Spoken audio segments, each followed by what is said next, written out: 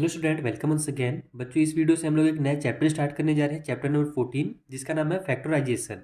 तो वो फैक्टर करने आपने पहले भी सीखा है क्लास 6 में, जहाँ पर आप नॉर्मल जो नंबर होते थे उनके फैक्टर करते थे। अब जो है ना, आपके सामने अलजेब्रिक एक्सप्रेशंस को भी फैक्टर करने के लिए दे दिया गया है। जैसे देखो, यहाँ पर 22xy है, फिर आगे बहुत सारे टर्म्स दिए हुए हैं, अगले एक्सरसाइजेस में दिए हुए हैं। ठीक है, तो पहले तो मैंने सोचा कि इसका एक छोटा इंट्रो बना दूँ, फिर मैंने देखा कि जो एक्सरसाइज है ना आपका, ये इसी एक्सरसाइज को करके ही आपको इसको समझ में आएगा, क्योंकि आपका जो बेसिक स्टार्ट हो रहा है वो 14.1 से है। आपको इसमें कोई भी इंट्रो वगैरह की जरूरत नहीं है। आप सिंपली कंटिन्यू सॉल्व करते जाओ क्वेश्चन नंबर 1, क्वेश्चन नंबर 2 समझ समझ करके, और आगे के जो क्वेश्चन दिए हुए हैं अगले एक्सरसाइज में आपका ऐसे ही चैप्टर कंप्लीट हो जाएगा। अलग से इसकी इंट्रो की कोई जरूरत नहीं थी, इसीलिए मैंने नहीं बनाया। ठीक है, तो चलिए स्टार्ट करते हैं। और इस वाली वीडियो में जो हमारा पहला एकदम बेसिक सा कॉमन सा क्वेश्चन है कि हमें यहाँ पर दो नंबर्स दिए हुए हैं, या फिर कह लो आप दो एक्सप्रेशन दिया हुआ है, और इनका अपने को क्या करना है, फैक्टर फाइंड करना है इन टर्म्स का। आइए इन टर्म्स का कैसे फैक्टर फाइंड करते हैं मैं आपको कॉपी में समझा देता हूँ।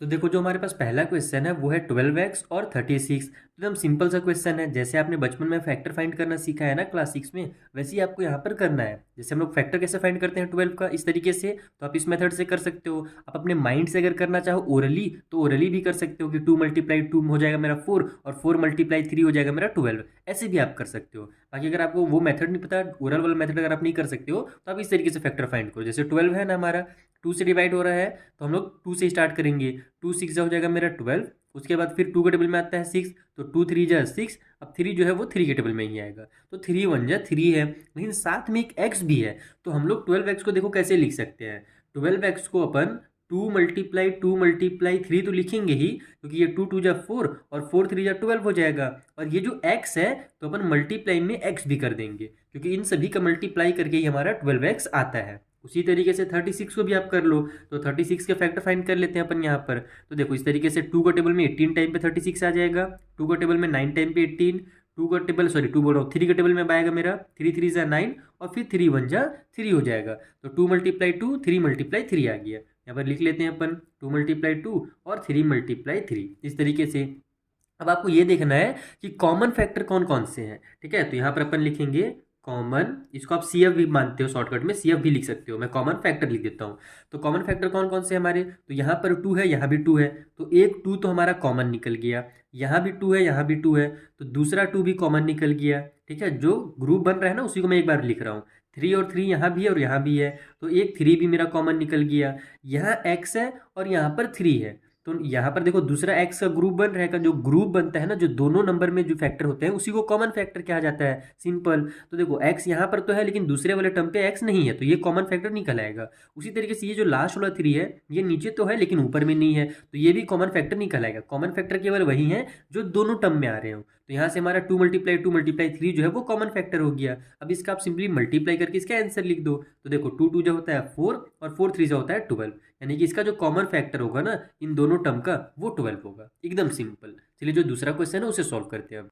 तो ये हमारा सेकेंड नंबर का क्वेश्चन है, जहाँ पर हमें 2y दिया हुआ है और 22xy दिया हुआ है। तो 2y को अपन क्या लिख सकते हैं, केवल 2 × y ही कर सकते हैं, क्योंकि इससे इसके छोटा फैक्टर तो होगा नहीं। 2 पहले से ही एक हमारा प्राइम फैक्टर है, और y के अलावा हम उसको कुछ दूसरा नहीं लिख सकते। तो 2y को अपन 2 × y लिख देंगे डायरेक्ट। उसी तरीके से 22xy जो है उसको देखो क्या कर सकते हैं।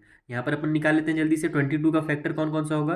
तो 2 के टेबल में 11 टाइम पे आ जाएगा 22, फिर अब 11 किसी के टेबल में नहीं आता है, तो केवल 11 बन जाए 11 हो जाएगा। यानी 22 को अपन 2 × 11 लिख सकते हैं। उसके बाद ये x और y भी है, तो मल्टीप्लाई x कर दो, मल्टीप्लाई y कर दो। तो कॉमन देखो क्या क्या मिल रहा है, यहाँ से 2 और 2 कॉमन मिल रहा है। 11 नीचे है ऊपर नहीं है, तो 11 तो नहीं मिलेगा। पहले यहाँ पर मैं लिख लेता हूँ कॉमन फैक्टर, शॉर्टकट में CF। ठीक है, तो एक तो 2 मिल गया मुझे कॉमन। ठीक, 11 मुझे मिल नहीं रहा दोनों में, x भी नीचे वाले में है ऊपर वाले में नहीं है, तो x भी कॉमन फैक्टर नहीं होगा। लेकिन यहाँ भी y है और यहाँ भी y है, तो यहाँ से y भी मेरा कॉमन फैक्टर हो गया। यानी 2 × y जो होगा ना वो हमारे कॉमन फैक्टर हो जाएंगे। दोनों का मल्टीप्लाई कर दो तो आपका आंसर आ जाएगा 2y। यानी कि इन दोनों में 2y और 22xy में 2y जो है ना वो कॉमन फैक्टर है। चलिए जल्दी से इसी तरीके से जो आगे क्वेश्चन है ना उनको सॉल्व करते हैं हम। तो ये हमारा थर्ड नंबर का क्वेश्चन है। यहाँ पर अपने 14 PQ दिया हुआ है। तो P और Q तो समझ में आ रहा है। 14 का अपन फैक्टर फाइंड कर लेते हैं जल्दी से साइड में एकदम। तो 14 जो होगा वो 2 के टेबल में आ जाएगा, 2 7 जा 14, और फिर 7 1 जा 7। तो इसको मैं लिख लूँगा 2 × 7, मल्टीप्लाई में P और मल्टीप्लाई में Q। इस तरीके से अपन इसको लिख सकते हैं। उसी तरीके से 28 P का स्क्वायर है और Q का स्क्वायर है, तो अब इसको क्या लिखेंगे अपन, तो पहले तो फैक्टर फाइंड कर लेते हैं 28 के। तो ये हो जाएगा 2 का मल्टीपल में हमारा 14 टाइम पे 28, उसके बाद वही 2 7 जा 14 और 7 1 जा 7 आ जाएगा। यानी 28 को अपन 2 मल्टीप्लाई 7 लिख सकते हैं। अब यहाँ पी का स्क्वायर है, क्यू का स्क्वायर है। स्क्वायर का मतलब क्या होता है कि 2 बार multiply, P multiply P is equal to P का स्क्वायर। उसी तरीके से क्यू का स्क्वायर है तो क्यू मल्टीप्लाई क्यू हो जाएगा, सिंपल। अब देखो यहाँ पर से हमारे जो कॉमन फैक्टर है वो कौन कौन से निकल रहे हैं, जैसे 2 ऊपर भी है नीचे भी है, तो एक 2 कॉमन निकल गया। ये वाले 2 के लिए नीचे तो है लेकिन ऊपर दूसरा 2 नहीं है, तो ये कॉमन फैक्टर में नहीं आएगा। 7 ये दोनों कॉमन है, तो कॉमन है तो यहाँ पर आप 7 भी लिख लो। यहाँ देखो एक पी ऊपर में है, एक पी नीचे में भी है, तो यहाँ पर एक पी उतार लो।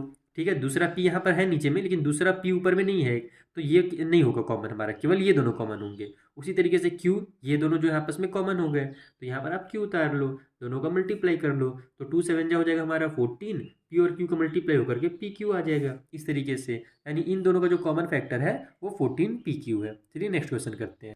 तो देखो ये मेरा 4th नंबर का क्वेश्चन है। यहाँ पर थोड़ा सा अलग दे दिया गया है, पहले केवल 2 ही टर्म दिए रहते थे, इस बार हमारे पास 3 टर्म दे दिए गए हैं। कोई दिक्कत नहीं है, चलो जल्दी सॉल्व करते हैं। 2x है तो इसको अपन 2 मल्टीप्लाई एक्स लिख लेते हैं फैक्टर करके।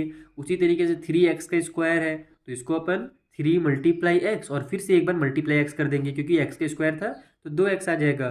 उसी तरीके से 4 है तो 4 को अपन 2 मल्टीप्लाई 2 लिख सकते हैं। अब देखो यहाँ पर कॉमन फैक्टर क्या क्या मिल रहा है, तो यहाँ पर अगर आप ध्यान दोगे तो 2 ऊपर वाले में है और नीचे वाले में है, लेकिन बीच वाले में नहीं है। और कॉमन फैक्टर होता है क्या, जो सभी में है, जितने भी टर्म दिए हुआ। पहले केवल 2 ही टर्म दिए रहते थे तो हम लोग केवल 2 ही टर्म का कंपैरिजन करते थे।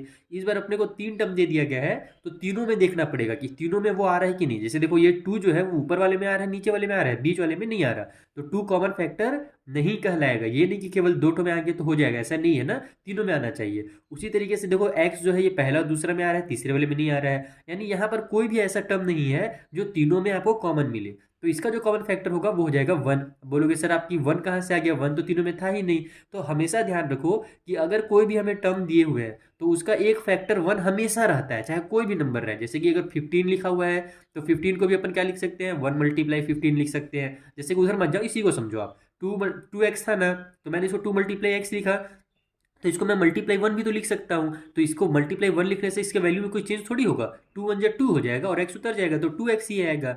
उसी तरीके से इसमें भी मैं मल्टीप्लाई 1 जोड़ सकता हूँ, इसमें भी मैं मल्टीप्लाई 1 कर सकता हूँ। मल्टीप्लाई 1 जोड़ने से, यानी जोड़ने का मतलब है यानी कि इस तरीके से लिखने से यहाँ पर कोई भी वैल्यू में चेंज नहीं होता है, जितना पहले वैल्यू था उतना ही आएगा। देखो 2 2 जा 4 हो जाएगा और 4 1 जा 4 ही रहेगा। तो अब 1 जो होता है ना हमेशा एक छुपा हुआ फैक्टर रहता है, ये ध्यान रखना। तो जब कुछ नहीं मिल रहा फैक्टर तो भी एक 1 जो होगा वहां पर कॉमन फैक्टर होगा, यहाँ भी है 1, यहाँ भी है और यहाँ भी, ये ध्यान रखना। ठीक है, ये नहीं कि 0 लिख के आगे, नहीं तो गलत हो जाएगा। कॉमन फैक्टर हमेशा एक 1 जरूर मिलेगा आपको। तो ये 4th वाला हो गया। चलिए इसे जो आगे क्वेश्चन है उसे करते हैं।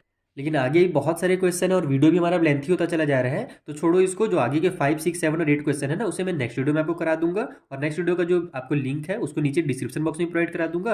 और आपके सामने भी 2 विंडो ओपन हो गए होंगे। अगर आप लेफ्ट वाले में क्लिक करोगे तो नेक्स्ट वीडियो में पहुंच जाओगे, राइट वाले में क्लिक करोगे ना तो इस चैप्टर के जितने भी वीडियोस मैंने अभी तक बनाए हैं वो आपको मिल जाएंगे। ठीक है, तो आप नेक्स्ट वीडियो में इन तीनों वीडियो को यानी इन चारों क्वेश्चन को देख लेना, बिकॉज अब वीडियो मेरा थोड़ा लेंथी हो जा रहा है। ज़्यादा लंबा वीडियो ना अपलोड करने में बड़ा दिक्कत करता है इंटरनेट स्पीड की वजह से। चलिए मिलते हैं नेक्स्ट वीडियो में, तब तक के लिए थैंक यू फॉर वॉचिंग।